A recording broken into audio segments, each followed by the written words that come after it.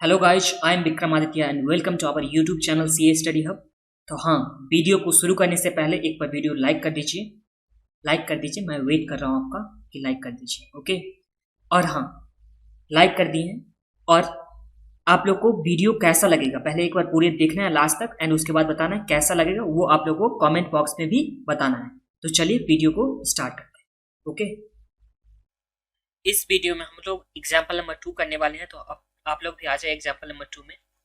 Okay, इससे पहले आप लोग को बार बार बोलता हूँ कि फॉर्मूला रिवीजन करना है। ओके, जितने बार रिवाइज करोगे फिर आप लोग के एग्जाम टाइम में लर्न करने का जरूरत नहीं पड़ेगा, खुद से ही पहले से ही रिवाइज लर्न हो गया रहा होगा। ओके, अब यहाँ देखिए, सेल्स दे रखा हुआ है हम लोग को एग्जाम्पल नंबर 2 में। कितना दे रखा हुआ है? तो ये दे रखा हुआ है सेल्स हम लोग के पास 50,000।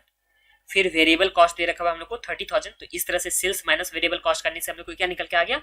तो कॉन्ट्रीब्यूशन निकल के आ गया 50,000 माइनस 30,000। ये कॉन्ट्रीब्यूशन हो गया। फिर माइनस हम लोग क्या कर रहे हैं? Fix cost. तो हम लोग को क्या निकल के आता है? ईबीआईटी या प्रॉफिट, ईबीआईटी या ऑपरेटिंग प्रॉफिट, जो भी बोलना है बोल सकते हो। अब जो ब्रेक इवन पॉइंट निकालना है, क्या निकालना है? ब्रेक इवन पॉइंट, ये नंबर ऑफ यूनिट में। ब्रेक इवन पॉइंट अगर नंबर ऑफ यूनिट में निकालना है तो इसके लिए फॉर्मूला क्या होता था? कंट्रीब्यूशन बाय, कंट्रीब्यूशन नहीं, फिक्स कॉस्ट बाय क्या होता था? Contribution per unit. ये होता था, हम लोग नंबर ऑफ यूनिट में निकालते थे। तो अगर ब्रेक इवन पॉइंट आप लोग को निकालना है किस में? वैल्यू में निकालना है, तो उसके लिए फॉर्मूला क्या होता था? उसके लिए फॉर्मूला होता था fix cost by PV ratio. यही होता था ना।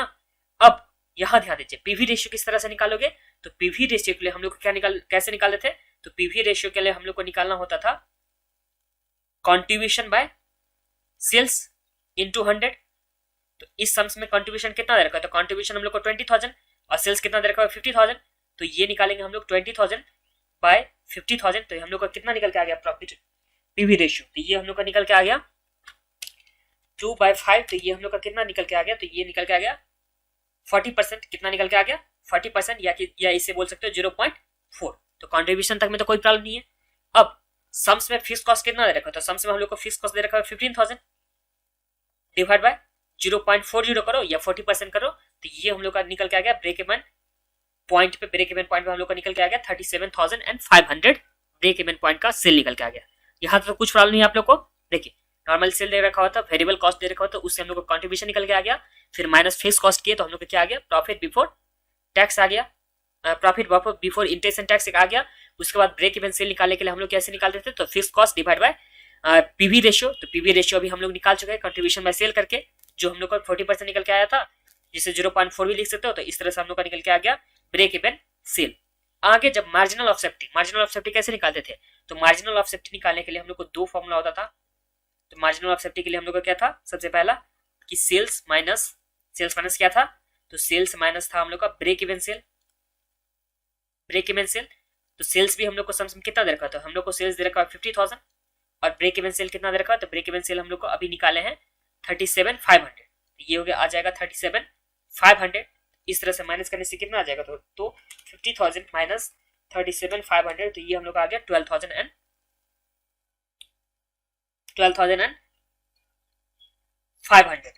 ये तो हम लोग का मार्जिनल सेफ्टी निकल के आ गया। अब मार्जिनल सेफ्टी को अगर हम लोग परसेंटेज में दिखाएंगे, क्या चीज में दिखाएंगे? परसेंटेज में दिखाएंगे। तो ये दिखाने के लिए हम लोग को मार्जिनल ऑफ सेफ्टी को परसेंटेज में दिखाने के लिए फॉर्मूला क्या आता था? तो ये आता था sales minus break even sale divide by sales आता था। तो sales minus break even sale कितना आ गया था? 12,500। और ये कितना रखा टोटल सेल? तो 50,000। तो 12,500 डिवाइडेड 50,000 कितना आ गया? तो ये आ गया हम लोग का 0.25। और अब ध्यान दीजिए, ये जो हम लोग का फॉर्मूला था क्या था? डिग्री ऑफ ऑपरेटिंग लेवरेज के लिए फॉर्मूला क्या दे रखा था? 1 divide by marginal of safety. तो अगर ऑपरेटिंग लेवरेज हम लोग को निकालना है, क्या निकालना है? ऑपरेटिंग लेवरेज निकालना है, तो 1 divide by marginal of safety कर देंगे। तो हम लोग को मार्जिनल ऑफ सेफ्टी कितना आ गया? 0.25। तो ये 1 डिवाइड बाय 0.25 करने से हम लोग को क्या निकल के आ जाएगा? ऑपरेटिंग लेवरेज कितना आ गया? 4 आ गया। ओके, ये ऑपरेटिंग लेवरेज हम लोग को यहाँ पे 4 आ गया। फिर यही तो दे रखा है operating leverage contribution by EBIT करके निकालो, तभी 4 ही आता है। कंट्रीब्यूशन बाय ईबीआईटी कितना? कंट्रीब्यूशन हम लोग को सम्स में कितना दे रखा है? ये 20,000 दे रखा है कंट्रीब्यूशन डिवाइड बाय ईबीआईटी कितना निकला? तो ईबीआईटी हम लोग का 5 निकला। तो यहाँ पे 20,000 डिवाइड बाय 5 करेंगे तभी 4 आएगा, या ऑपरेटिंग लेवरेज निकालेंगे 1 बाय मार्जिनल ऑफ सेफ्टी, तभी हम लोग को कितना निकल के आ गया? 4 निकल के आ गया। तो यहाँ तो कुछ प्रॉब्लम नहीं है एग्जाम्पल नंबर 2 में। अब देखिए, एग्जाम्पल नंबर 2 में कुछ प्रॉब्लम नहीं था। इसमें हम लोग क्या किए थे, तो कॉपी में देख लीजिए किस तरह से किए थे। तो सबसे पहले हम लोग किए थे सेल्स हम लोग के पास कितना दे रखा हुआ था, तो सेल्स हम लोग को दे रखा हुआ था 50,000, माइनस किए थे हम लोग कॉन्ट्रीब्यूशन दे रखा हुआ था 20,000, तो ये हम लोग का 30,000 क्या आ गया था, तो ये दे रखा हुआ था वेरिएबल कॉस्ट, माइनस ये क्या आ गया हम लोग का कॉन्ट्रीब्यूशन 30,000, माइनस किए थे हम लोग फिक्स कॉस्ट, ये था 20,000, फिक्स कॉस्ट कितना दे रखा हुआ है 15,000 दे रखा हुआ है, नहीं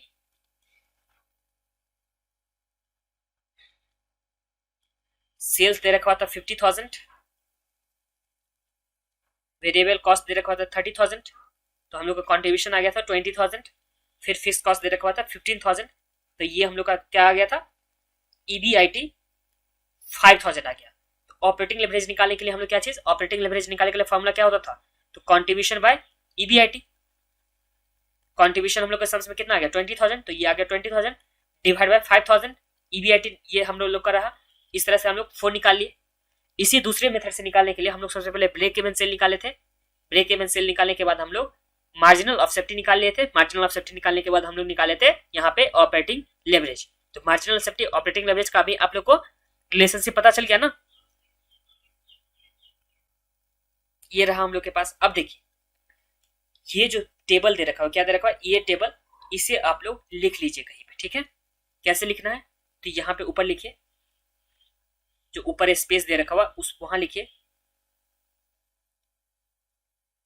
marginal of safety. Marginal of safety क्या है, अगर हाई है, मार्जिनल ऑफ सेफ्टी अगर हाई है तो उस केस में बिजनेस रिस्क, मतलब देखिए ये जो दे रखा हुआ है बिजनेस रिस्क, तो बिजनेस रिस्क का मतलब क्या हो सकता था, हम लोग एकदम स्टार्टिंग में पढ़े थे चैप्टर का, बिजनेस रिस्क होता है ऑपरेटिंग लेवरेज, फाइनेंशियल रिस्क होता है फाइनेंशियल लेवरेज। तो बिजनेस रिस्क मतलब ऑपरेटिंग लेवरेज, तो ऑपरेटिंग लेवरेज इस केस में क्या होगा, मार्जिनल ऑफ सेफ्टी अगर हाई है तो ऑपरेटिंग लेवरेज क्या हो रहा है, तो ऑपरेटिंग लेवरेज यहाँ पे फॉल कर रहा है।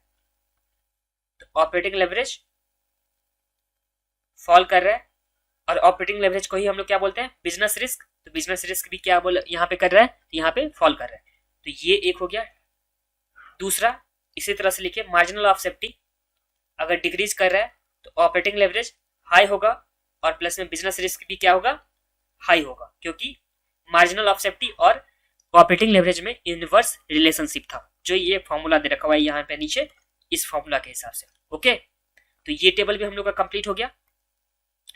अब सिचुएशन नंबर 1 में आते हैं। क्या आता है सिचुएशन नंबर 1 में, क्या चीज का सिचुएशन दे रखा हुआ है,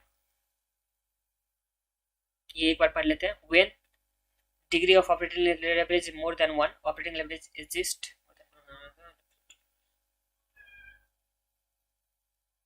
ये देखिए सिचुएशन 1 में क्या बोला कि जब नो फिक्स कॉस्ट, जब फिक्स कॉस्ट कुछ भी अगर नहीं होता तो क्या होगा, तो देखिए जो सेल्स होगा माइनस वेरिएबल कॉस्ट, तो सेल्स माइनस वेरिएबल कॉस्ट क्या होना चाहिए, कंट्रीब्यूशन होना चाहिए। क्या होना चाहिए, कंट्रीब्यूशन होना चाहिए। तो कंट्रीब्यूशन के बाद यहाँ फिक्स कॉस्ट अगर जीरो है, क्या है, फिक्स कॉस्ट जीरो है, तो कंट्रीब्यूशन माइनस जीरो करेंगे तो क्या आ जाएगा, EBIT। तो जब EBIT आ गया हम लोग का 20,000 यूनिट में, इसी तरह से अगर 30,000 यूनिट का निकाला जाए, क्या निकाला जाए 30,000 का यूनिट का, तो यहाँ सेल तो हम लोग का है, उसके बाद वेरिएबल कॉस्ट भी है, बट तो सेल्स माइनस वेरिएबल कॉस्ट करके हम लोग को कंट्रीब्यूशन आ गया, बट यहाँ पे फिक्स कॉस्ट नहीं है, फिक्स कॉस्ट नील है, तो उस केस में हम लोग का EBIT भी और कंट्रीब्यूशन भी सेम आ जाएगा 1,50,000। अब ऑपरेटिंग लेवरेज के लिए हम लोग के पास दो फॉर्मूला होता था। कितना फॉर्मूला होता था, दो फॉर्मूला मेन होता था। एक होता था कंट्रीब्यूशन बाय सेल, क्या होता था ऑपरेटिंग लेवरेज का फॉर्मूला, तो ऑपरेटिंग लेवरेज का फॉर्मूला होता था कंट्रीब्यूशन बाय EBIT पहला, और दूसरा ऑपरेटिंग लेवरेज का फॉर्मूला क्या होता था, change in percentage change in EBIT, percentage change in EBIT। तो EBIT हम लोग चेंज में निकालेंगे परसेंटेज, तो ये कितना चेंज हो रहा है, तो ये हम लोग का हो जाएगा चेंजेस, तो ये हो गया चेंजेस 50,000, दोनों का चेंजेस कितना है 50,000 डिवाइड बाय हम लोग बेस का लिखते थे, तो बेस कितना है 1 लाख इंटू 100 करने से हम लोग का कितना परसेंटेज आ गया, तो ये आ गया हम लोग का 50%। इसी तरह अगर हम लोग सेल्स का चेंजेस निकालेंगे तो सेल्स में कितना चेंजेस है, 2 लाख से यहाँ पे 3 लाख हो गया, तो मतलब कितना चेंजेस है 1 लाख, तो 1 lakh divide by base year का लेते हैं, बेस ईयर मतलब 2 लाख लेते हैं, तो यहाँ पे 2 लाख इंटू 100 करेंगे तो ये आ गया हम लोग का भी 50%। तो दोनों ही 50-50% है, इसका मतलब ऑपरेटिंग लेवरेज कितना आ गया 1 आ गया।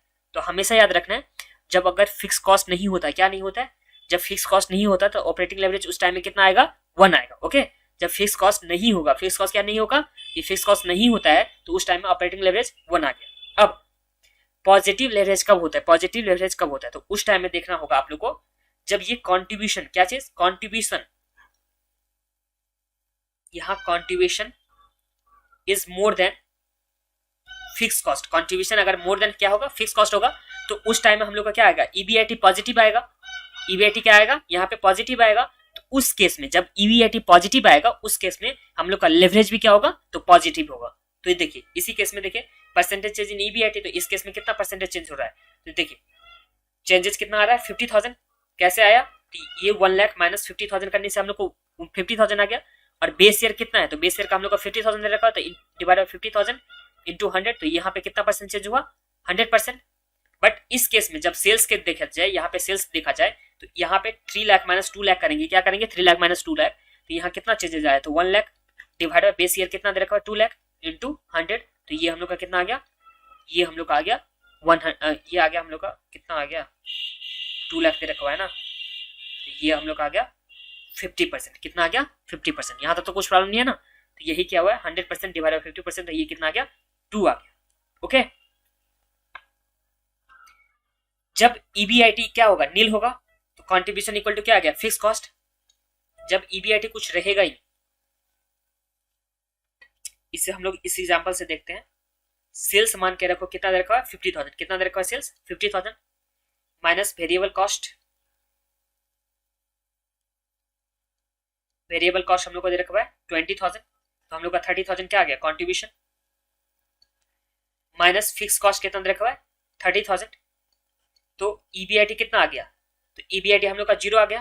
तो ईबीआईटी जब भी 0 आता है, क्या आता है, ईबीआईटी जब भी 0 आता है, तो उस टाइम में हम लोग जब भी ईबीआईटी 0 आएगा, तो डिग्री ऑफ ऑपरेटिंग लेवरेज क्या होगा, अनडिफाइन होगा। क्यों अनडिफाइन होगा, क्योंकि कंट्रीब्यूशन तो हम लोग को इस केस में कितना दे रखा है 30,000, तो अगर हम लोग यहाँ लिखे कंट्रीब्यूशन के बदले 30,000 और ईबीआईटी तो कुछ नहीं आया ना, देखिए क्योंकि फिक्स कॉस्ट इक्वल टू क्या है, कंट्रीब्यूशन है, जितना फिक्स कॉस्ट 30,000 है उतना ही तो कंट्रीब्यूशन इस केस में 30,000 है ना, तो दोनों इक्वल जब है, तो उस केस में यहाँ पे दोनों जब कंट्रीब्यूशन प्लस में फिक्स कॉस्ट दोनों इक्वल है, तो उस केस में यहाँ पे 0 से डिवाइड करना होगा। जब 0 से डिवाइड करते हैं तो उस टाइम में क्या होता है, अनडिफाइन होता है। ओके, तो ये हो गया हम लोग का। अब ये लास्ट चार्ट देख लीजिए, उसके बाद ऑपरेटिंग लेवरेज का हम लोग कॉन्सेप्ट का जो भी होगा वो पार्ट हम लोग खत्म करेंगे। अब देखिए ऑपरेटिंग लेवरेज में हम लोग को दे रखा हुआ है and EBIT, operating leverage and EBIT. जब ईबीआईटी क्या होगा, निगेटिव होगा, क्या होगा, ईबीआईटी निगेटिव होगा, तो ईबीआईटी निगेटिव होने से क्या हो गया, operating leverage is lower than break even point, मतलब माइनस में जाएगा, क्या जाएगा, ऑपरेटिंग लेवरेज माइनस में जाएगा। फिर यहाँ पे अनडिफाइंड या इन्फिनाइट कब होगा, जब ईबीआईटी क्या होने वाला है, 0 होने वाला है। और उसके बाद पॉजिटिव कब होगा, जब ईबीआईटी क्या होगा, पॉजिटिव होगा। तो यही चार्ट है यहाँ पे, जो 3 सिचुएशन दे रखा हुआ था, कितना सिचुएशन दे रखा हुआ था, 3 सिचुएशन, जब फिक्स कॉस्ट नहीं होता था, फिर उसके बाद पॉजिटिव लेवरेज का, और उसके बाद दे रखा हुआ था ईबीआईटी का, sorry contribution is equal to fix cost का दे रखा हुआ था। वही तीनों केस यहाँ पे इस चार्ट के फॉर्म में दे रखा हुआ है। ये बात समझ में आ गया आप लोग को। ओके, अब हम लोग नेक्स्ट वीडियो में क्या करने वाले हैं, तो नेक्स्ट वीडियो में हम लोग करेंगे इलस्ट्रेशन नंबर 1। ओके, उससे पहले एक बार हम लोग जो भी फॉर्मूला दे रखा होता है उसे हम लोग रिवाइज करेंगे, उसके बाद हम लोग इलस्ट्रेशन नंबर 1 में चलेंगे। चलिए बाय। यहां तक पहुंच गए हैं और वीडियो को लाइक भी नहीं किए, चैनल को सब्सक्राइब भी नहीं, तो वीडियो को लाइक भी हो जाना चाहिए, चैनल को सब्सक्राइब भी कर दीजिए, और हाँ अपने फ्रेंड के साथ जरूर से जरूर शेयर कीजिएगा। मिलते हैं नेक्स्ट वीडियो में, तब तक के लिए बाय बाय, टेक केयर। और हाँ कमेंट करके बताइए आप लोगों को वीडियो कैसा लगा। ओके।